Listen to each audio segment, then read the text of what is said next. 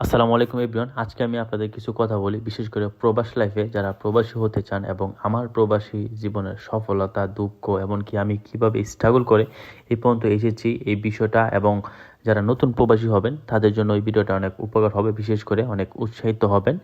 ভিডিওটা না টেনে সম্পূর্ণ দেখুন, আশা করি অনেক উপকার হবে। প্রবাসের জীবন বাইরে থেকে যতটা রঙিন মনে হয়, আসলে ভিতরে লুকিয়ে থাকে হাজার ত্যাগ ও কষ্ট, অশ্রু। দিনের পর দিন কাজ করি নিঃশব্দের যুদ্ধে, নিজের স্বপ্ন আর পরিবারের ভবিষ্যতের জন্য শুধুমাত্র। সফলতা যখন আসে সবাই বাহানা দেয়, কিন্তু তার পিছনে নিঃস্বার্থ রাত, কষ্ট, দুঃখ, পরিশ্রম এগুলো আসলে কেউ দেখে না। বন্ধুরা ভিডিও কল করে প্রায় বলে, তুই তো জমায় ফেলছিস, অনেক ভালো আছিস, কিন্তু কেউ জানে না যে ফ্লোরের নিচে শুয়ে থাকি, বিনা বালিশে ছাড়া, বিনা কম্বলে ছাড়া, কত রাত যে কষ্ট করে শুয়েছি, কত রাত যে স্ট্রাগল করে, কত রাত যে দুঃখে কাটিয়েছি, সেটা কেউ দেখে না। প্রবাস মানে শুধু ডলার কামানো না, প্রবাস মানে নিজেকে হারিয়ে অন্য ভাবে এক শক্তভাবে নিজেকে গড়ে তোলা। এই জীবন থেকে আমরা অনেক কিছু শিখতে পারি, ধৈর্য, আত্মত্যাগ আর প্রকৃত সফলতার সঙ্গ।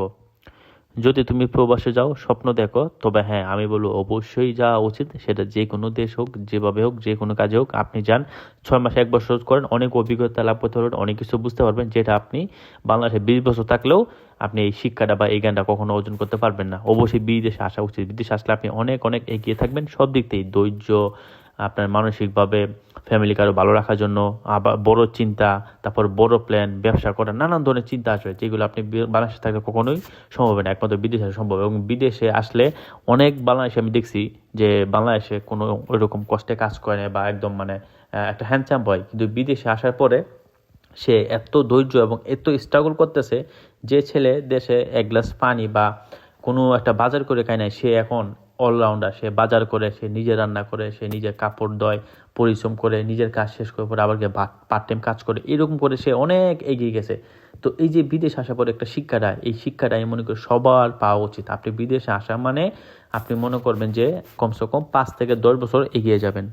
এবং বিদেশে আসলে সব কিছু নিয়ম মাফিক চলতে হয়, নিয়ম মাফিক খাবার, নিয়ম মাফিক টাকা, নিয়ম মাফিক সব কিছু অটোমেটিক।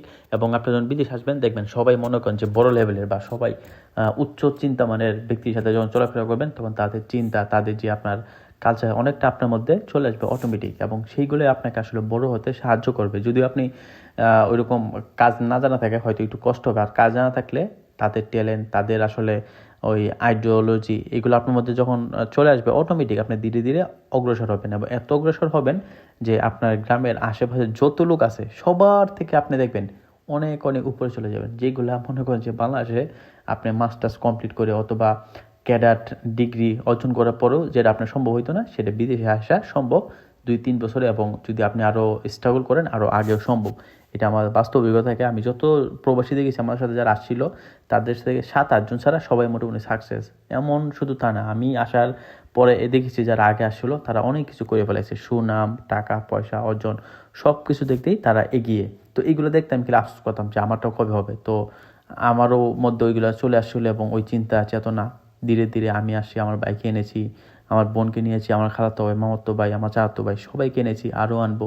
তো এই যে আমি আসার পরে যে সিরিয়ালটা তৈরি হয়েছে, আমাদের পুরো বংশের মধ্যে একটা চেঞ্জ চলে আসছে, শুধুমাত্র এটা আমার কারণে। ঠিক এরকম আমি বলবো আপনাদের মধ্যে যে কেউ হোক, যেভাবে হোক, আপনার ঘরের ছোটো ভাই হন, বড়ো ভাই হন, যেভাবে হোক একবার বিদেশ আসেন, যে দেশে সুযোগ হোক। একমাত্র খালি এটা বলবো, সৌদি, দুবাই, কাতার, ওমান, এইগুলো ছাড়া যে কোনো দেশে পারেন যান, কিন্তু ওইগুলোতে গেলে মানে সাকসেস হওয়ার সম্ভাবনা খুবই কম, কারণ ওখানে গ্যাদারিং, বুঝছেন, পুরো বাংলাদেশের মতো অবস্থা, ঢাকার মতন। ওইদিকে না গিয়ে এদিকে একটু দেখেন, মানে সৌদি, কাতার, ওমান, দুবাই, এগুলো ছাড়া যে কোনো দেশ বাস।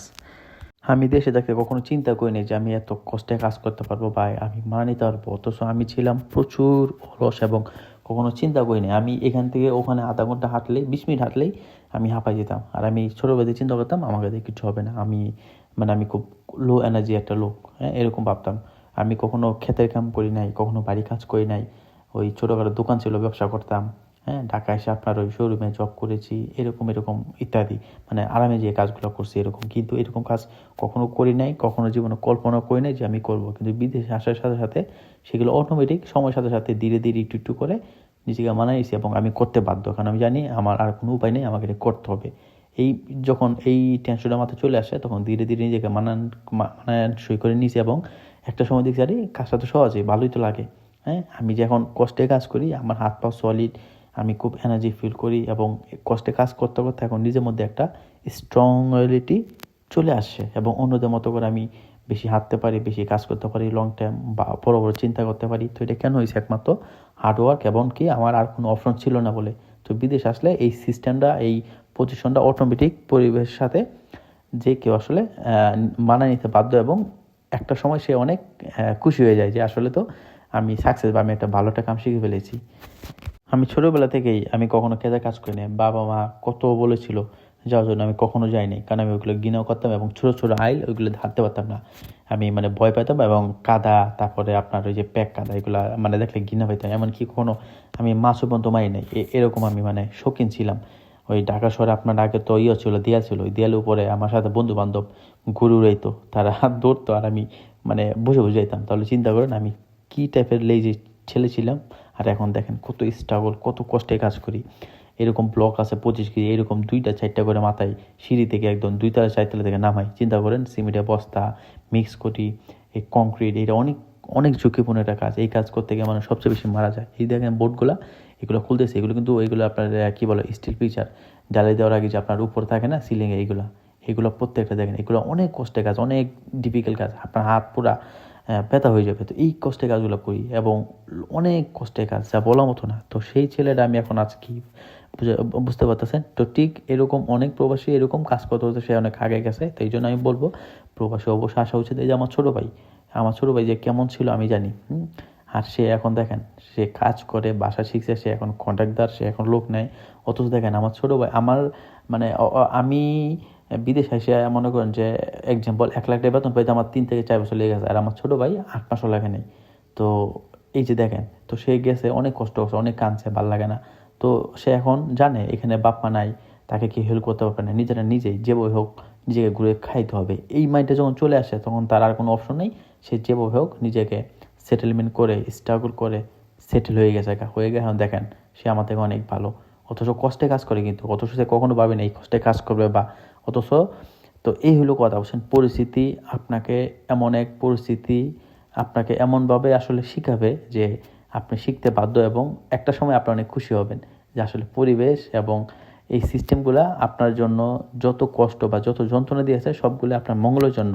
এটা একটা পরে গিয়ে বুঝবেন, সাধারণত বুঝবেন না 6 মাস, 1 বছর অথবা 2 বছর পরে।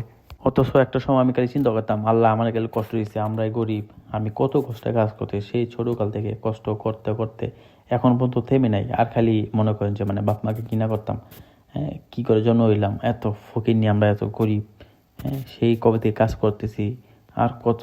অথচ এটা যে আমার জন্য একটা শিক্ষা, এটা যে আল্লাহ তাআলা আমার জন্য একটা সিস্টেম বা আসলে আমাকে একটা প্রশিক্ষণ দিয়ে এই পর্যন্ত এনেছে, সব কিছু অভিজ্ঞতা দিয়ে, হ্যাঁ জ্ঞান বুদ্ধি কাজের মাধ্যমে বাস্তবতার, হ্যাঁ কীভাবে মানুষের চলতে হয়, কীভাবে কাজ করতে হয়, এই যে একটা শিক্ষা, এই শিক্ষাটা আমি কখনোই পাইতাম না যদি আমাকে পরিস্থিতি আল্লাহ না ফেলাইতো। তো এটাই আল্লাহ কাছে লাখ কোটি শুকরিয়া। কিছু না করি না, কিছু জীবনে করতে হবে না করতে পারি, বাট কাজগুলো শিখেছি, অভিজ্ঞতা অর্জন করছি, এটাই আসলে 20 টাকার থেকেও দামি। তাছাড়া সবচেয়ে বড় কথা হলো আমি এখন আগের থেকে অনেক অনেক স্ট্রাগল এবং অনেক অনেক স্ট্রং হয়েছি, যা আমার সাথে যত বন্ধু বান্ধব ছিল তাদের সবার থেকে আমি মনে করি ছাড়িয়ে গেছি স্ট্রং দিক থেকে এবং কাজের দিক থেকে। এবং আমি এখন কি বলা হয়, আমি নিজেকে মনে করি আমি একদম যে ছেলে আমি ঠিক মতন 10 মিনিট একটানা হাঁটতে পারতাম না, বসে হইতাম এবং হাত পা ব্যথা করতো, সে এখন আমি একটানা সকাল 6টা থেকে বিকাল 7টা 8টা 7টা পর্যন্ত একটানা কাজ করি বিল্ডিংয়ের, মাত্র এর মধ্যে 1 ঘন্টা লাঞ্চ টাইম। তো বুঝতে পারেন, অর্থাৎ সকাল থেকে সন্ধ্যা পর্যন্ত একটানা কাজ করি, অর্থাৎ 12-14 ঘন্টা কাজ করি। তো ভাবেন কি ছিলাম আর কি হয়ে গেছি, কত স্ট্রং। এখন আর কষ্ট মনে হয় না, এখন কষ্টরে এনজয় করি। এটা একমাত্র সম্ভব হয়েছে শুধুমাত্র বিদেশ আওয়ার জন্য বা আওয়ার ক্ষেত্রে। কখনো কি ভেবেছেন 1000 মাইল দূরে থেকে একজন প্রবাসী আসলে কি হারিয়ে ফেলে বা কি হারিয়ে ফেলেছে? জমে থাকে জমে থাকা টাকাগুলো দেখে সবাই বলে ভাই তুই তো হয়ে গেছিস, কিন্তু কেউ দেখে না কত রাত মশার জন্য ঘুমাইনি, কত রাত মন খুলে কখনো কথা বলি নেই, কত কান্না করছি, কেউ দেখে না কত ছটফট করেছি। মাঝে মাঝে মনে হয় শুধু টাকা রোজগারের জন্যই আমি যেন একটা যন্ত্র হয়ে গেছি। পকেটে টাকা আছে কিন্তু সময়টাই, মা বাবাকে জড়িয়ে ধরার, বন্ধুদের সাথে ঘোরাফেরা আমার অনেক বন্ধু বান্ধব এখন বিয়ে করে, বাচ্চা কাচ্চা, সংসার, কত হাসি খুশি, অথচ আমি এখনো পড়ে আছি, বয়সটা কম হয় নাই। সবার জীবনে আসলে সব কিছু হয় না, যেমনটা আমারও এখন হচ্ছে না। সবার জীবনে ঈদ আসে, কিন্তু নতুন জামা নিয়ে আমার জীবন শুধু ঈদ আসে শিফট ডিউটি, নাইট ডিউটি অথবা ডে। আসলেই কি প্রবাস মানে শুধু টাকা না, এটা একটা পরীক্ষা। নিজেকে হারিয়ে, নিজেকে ভেঙে চুরমার করে আবার নিজেকে গড়ে তোলা, এটা একটা পরীক্ষা হল, এটা একটা ট্রেডিং সেন্টার আমি মনে করি। তবে হ্যাঁ, এই কষ্ট একদিন গড়বে, সেই গল্প যেদিন আপনি অনেক টাকা ইনকাম করবেন এবং আপনার ফ্যামিলিকে ভালো রাখবেন এবং নিজের স্বপ্নগুলো পূরণ করবেন। এই কষ্ট তখন কোনো কিছুই মনে হবে না আপনার কাছে। তখন আমি এই লেবারি করতে গিয়ে অথবা এই বিল্ডিংয়ের কাজ করতে গিয়ে কত আঘাত, কত যন্ত্রণা যে পেয়েছি যা বলার মতো না। আমার নাকে 2-3 বার আপনার ওই লোহার আছে না, ওইগুলো পড়ে গেছিলো। আমার নাক কিন্তু এখনো বুচা। তারপর আমার হাতে কতবার কেটেছি, আমার পায়ে কত আঘাত, কত বাজে ইনজুরি হয়েছে, সেগুলো বলার মতো না এবং সেগুলো কাউকে বলি না।